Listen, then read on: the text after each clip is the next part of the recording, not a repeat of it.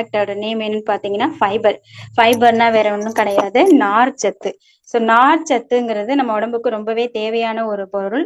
இது வந்து நம்ம சாப்பிடுற இந்த அன்றாட உணவுகள்ல நமக்கு ரெகுலரா இந்த நார் சத்துங்கிறது கிடைக்குதான்னு கேட்டா கண்டிப்பா இல்லைன்னு தான் சொல்லணும் இல்லையா? ஏன்னா நம்ம நிறைய பழங்கள், காய்கறிகள் இத மாதிரி சாப்பிடும் போதுதான் நமக்கு நார் சத்துங்கிறது நம்ம உடம்புக்கு அதிகமா கிடைக்குது. ஆனா நாம அதை சாப்பிடுறோமா?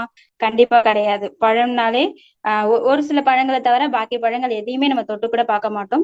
காய்கறிகள் அட் த சேம் காய்கறிகள்னாலே அதெல்லாம் தூரமா தான் இருக்குமே தவிர காய்கறிகள் பக்கமே நிறைய பேர் போக மாட்டோம். ஆனா இதுலதான் நமக்கு தேவையான நிறைய ஃபைபர் இருக்கு. நார் சத்துங்கிறது இதுலதான் இருக்கு. சோ நார் சத்து நம்ம உடம்புல எந்த அளவுக்கு கம்மியா இருக்கோ அந்த அளவுக்கு நமக்கு மோஸ்ட் ஆஃப் ப்ராப்ளம்ஸ் நிறைய வரும். அதுல முக்கியமான ப்ராப்ளம் வந்து மலச்சிக்கல். சோ மலச்சிக்கல்ங்கிறது ரொம்ப பெரிய பிரச்சனை. இது வந்து ஃபைபர் சத்து குறையறதுனால மட்டும்தான் நம்ம உடம்புல ஏற்படுது. நாம சாப்பிடுற உணவுகள்ல மேக்சிமம் இருக்கிறது கார்போஹைட்ரேட் அண்ட் ஃபேட்ஸ். இதைதான் நம்ம அதிகமா சாப்பிடுறோம். யோசிச்சு பாருங்க, நம்ம சாப்பிடுற சாப்பாடு ஹைஜீனிக்கா இருக்கான்னு ஃபர்ஸ்ட் யோசிச்சு பாருங்க. நமக்கு வர காய்கறிகளா இருக்கட்டும், எந்த ஒரு உணவா இருக்கட்டும், எல்லாமே ஹைட்ரேஷன் பண்ணி தான் நமக்கு கொடுக்குறாங்க இல்லையா?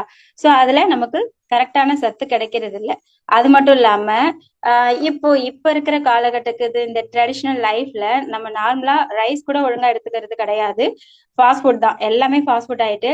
அப்போ ரன்னிங்ல நம்ம போயிட்டு இருக்கோம். காலையில ஒர்க்குக்கு போகணும், அடுத்தடுத்து ஒர்க் இருக்கு, ஃபாஸ்ட் ஃபுட் ஆயிடுச்சு. எல்லா காலமே ஹோட்டல் சாப்பாடு ஆயிடுச்சு. வீட்டுல சமைச்சு சாப்பிடுறதுங்கிறது ரொம்ப ரேர் ஆயிடுச்சு. சோ இந்த மாதிரியான டெசர்ட் உணவுகள் நம்ம எடுத்துக்கும் போது நம்ம உடம்புக்கு தேவையான நார்ச்சத்துங்கிறது கிடைக்கிறதே கிடையாது. சோ இது மூலமா நமக்கு என்னென்ன பிரச்சனைகள் வருது? ஹார்ட்ல ப்ராப்ளம் வருது. சோ அது மட்டும் இல்லாம கேன்சர் வர்றதுக்கு கூட இது ஒரு காரணமா நமக்கு அமையுது இல்லையா? முக்கியமான பிரச்சனைங்கிறது மலச்சிக்கல். சோ மலச்சிக்கல் ஃபைபர் குறையறது மூலமா நமக்கு மலச்சிக்கல் பிரச்சனைங்கிறது அதிகமாவே வருது. இதுக்கெல்லாம் ஒரு பொதுவா நமக்கு ஃபைபருங்கிறது ஒருத்தவங்களுக்கு எந்த அளவு இருக்கணும், இது எல்லாருமே ஒரு ஸ்கிரீன்ஷாட் வேணாலும் எடுத்துக்கோங்க. சோ நார்மலா பர்சன்ஸ்க்கு எந்த அளவுக்கு ஃபைபர் கண்டென்ட் நம்ம உடம்புல இருக்கணும்? சோ 1 to 3 இயர்ஸ்க்கு 19 கிராம், மேக்சிமம் ஜென்ஸுக்கு வந்து 38 கிராம்ங்கிற அளவுல ஃபைபரோட அளவு இருக்கணும். இதுவே ஃபீமேலுக்கு பாத்தீங்கன்னா 25 கிராம்ஸ் இருக்கணும். அதுவே பிரெக்னன்சியா இருக்காங்கன்னா அவங்களுக்கு கண்டிப்பா 28 கிராம் ஆகுது ஃபைபருங்கிறது அவங்க உடம்புல இருக்கணும்.